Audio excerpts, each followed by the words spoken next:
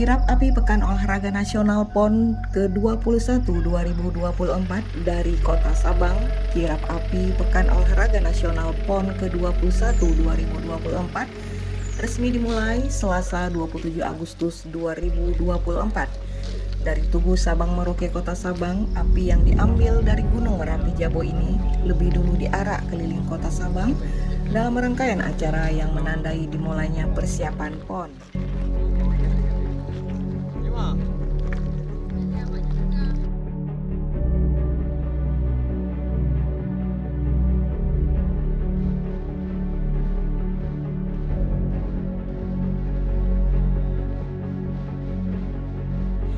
Tradisi ini diawali dengan prosesi pesejuk dan salawat badar diiringi barisan pemusik Rapai. Setelah itu tokoh adat dan penggerak desa wisata Jaboy akan mengambil batu dan belerang dari kawah Gunung Merapi yang kemudian dibawa ke lokasi pembakaran tungku api.